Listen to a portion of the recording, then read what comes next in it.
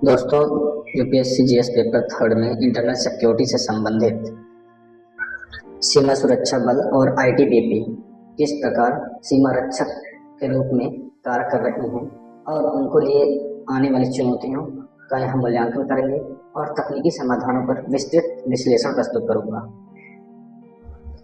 भारतीय सीमा बहुत ही गतिशील है। उसके संदर्भ में सीमा प्रबंधन को लेकर क्या क्या चुनौतियां आती हैं, विशेष संदर्भ बीएसएफ और आईटीबीपी के रूप में देखेंगे। तो चर्चा करते हैं इस बारे में।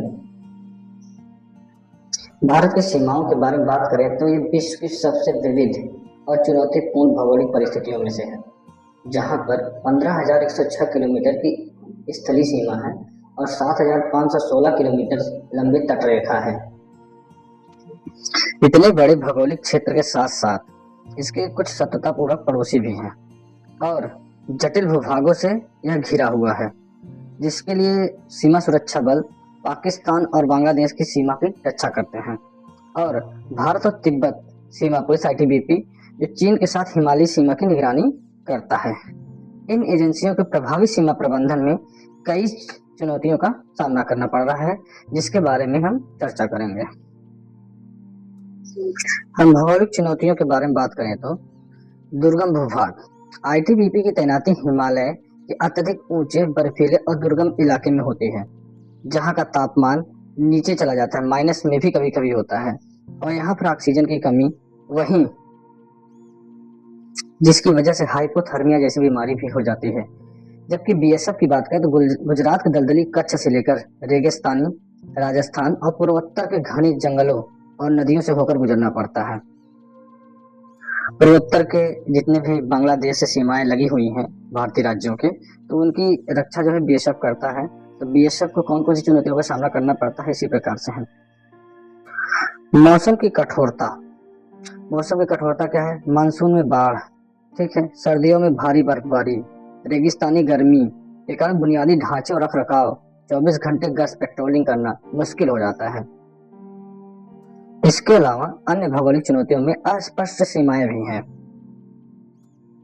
इसमें भारत बांग्लादेश सीमा पर अनेक रिवराइन नदी तटीय और तिरछी हुई इनक्लेव सीमाएं हैं। साथ ही भारत चीन सीमा पर वास्तविक नियंत्रण रेखा की अस्पष्टता घुसपैठ और तनाव को बढ़ाती है। जैसे बांग्लादेश के साथ नदी मार्ग और घनी आबादी वाले क्षेत्र हैं, जो घुसपैठ और तस्करी के लिए आसान मार्ग प्रदान करते हैं। इसके अलावा नेपाल और भूटान सीमा को देखें तो यह बिना वीजा का आवागमन है। कम बाड़बंदी के कारण घुसपैठ आसान होती है।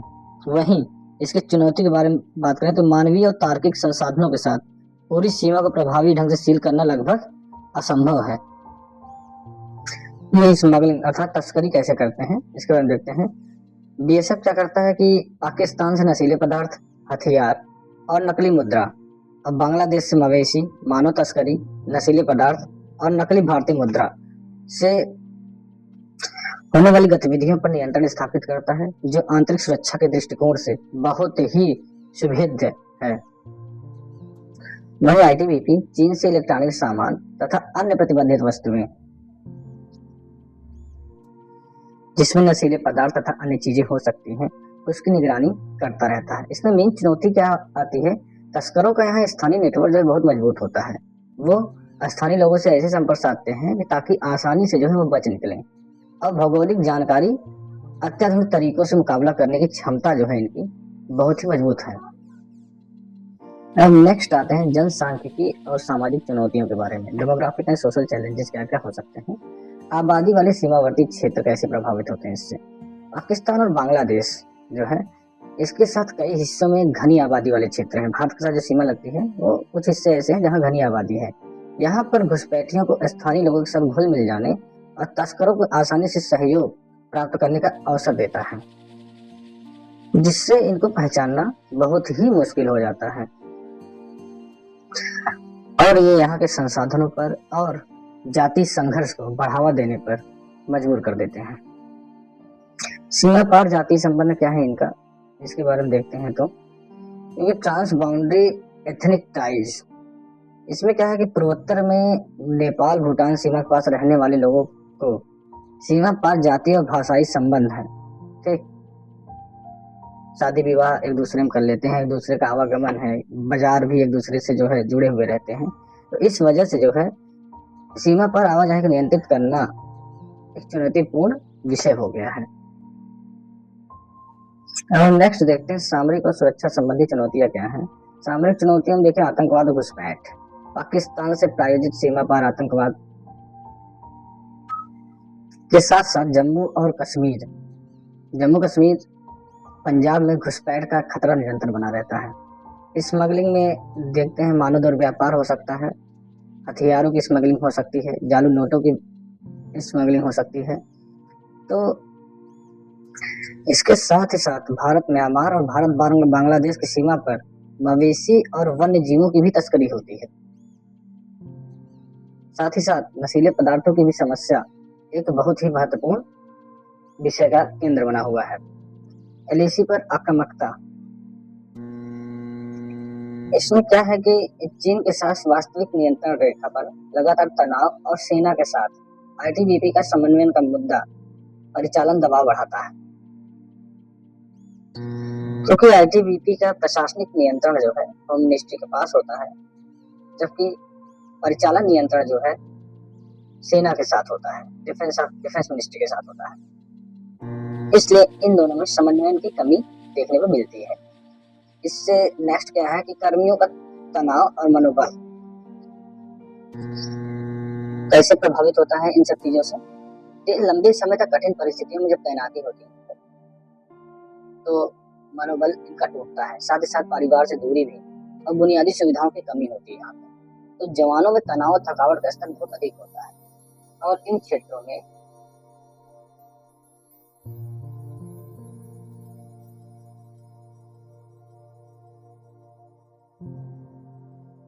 इन सभी उपरोक्त चुनौतियों से निपटने के लिए तकनीक ने किस हिसाब से रोल निभाया है डिफेंस को और मजबूत करने में, उसके बारे में बात करते हैं। तो तकनीकी समाधानों की भूमिका, इसमें क्या है, सीमावर्ती क्षेत्रों में तस्करी, घुसपैठ, आतंकवाद के खतरे को कम करने के लिए टेक्नोलॉजी प्रौद्योगिकी एक बल गुणक फोर्स मल्टीप्लायर के रूप में काम कर रहा है। ठीक है, जैसे पहला 24 घंटे निगरानी और डिटेक्शन। जैसे एकीकृत सीमा प्रबंधन प्रणाली के तहत यह एक व्यापक इलेक्ट्रॉनिक निगरानी प्रणाली है जिसे बीएसएफ द्वारा लागू किया जा रहा है। इसका उद्देश्य सीमा के संवेदनशील क्षेत्रों में तार या बाड़बंदी और भौतिक बाधाओं के स्थान पर एक अदृश्य तकनीकी बाड़ बनाना है। अदृश्य तकनीकी बाड़ का मतलब यह है जैसे हम ड्रोन निगरानी प्रणाली रख सकते हैं, रडार से हम सीमावर्ती क्षेत्रों पर निगरानी रख सकते हैं। इसमें जैसे लेजर निर्देशित अवरोधक, laser guided intrusion detection system जो है यह अत्याधुनिक, और इसमें अत्याधुनिक रडार भी शामिल है जो घुसपैठ का पता लगाते हैं। इसके अलावा हाई रेजोल्यूशन कैमरे जो है दिन और रात निगरानी के लिए थर्मल इमेजर्स, नाइट विजन डिवाइस, लंबी दूरी की निगरानी कैमरे दुर्गम और अंधेरे क्षेत्रों पर भी नजर रखने में मदद करते हैं। त्वरित प्रतिक्रिया और गश्त, मानव रहित विमान यूएवी मतलब ड्रोन सीमांत क्षेत्रों की निगरानी गश्त में क्रांति ला रहे हैं। ये दूरस्थ और जोखिम भरे इलाकों में रियल टाइम फुटेज प्रदान करते हैं जो तस्करों और घुसपैठियों की गतिविधियों को तुरंत पता लगा लेते हैं। ग्राउंड सेंसर क्या है, जमीन में दबे हुए सेंसर्स घुसपैठियों के कदमों, वाहनों के कंपन का पता लगाते हैं। यह खासकर उन जगहों पर लगाया जाता है जहां पर बाड़ लगाना असंभव है, जैसे नदी वाले क्षेत्र। खुफिया जानकारी और डेटा विश्लेषण, कृत्रिम बुद्धिमत्ता, मशीन लर्निंग एकत्र किए गए विशाल डेटा को, जैसे कैमरा फुटेज हो गया, सेंसर डेटा हो गया, का विश्लेषण करने के लिए एआई का उपयोग किया जा सकता है। यह संदिग्ध पैटर्न या अपवादों की पहचान करता है, जिससे बलों को कार्रवाई करने के लिए सटीक इनपुट मिलते रहते हैं। सैटेलाइट इमेजिंग क्या है कि इसरो के माध्यम से उच्च रेजोल्यूशन उपग्रह इमेजरी का उपयोग दुर्गम वाले क्षेत्रों में किया जा सकता है, जैसे कि नए रास्तों का निर्माण करना हो या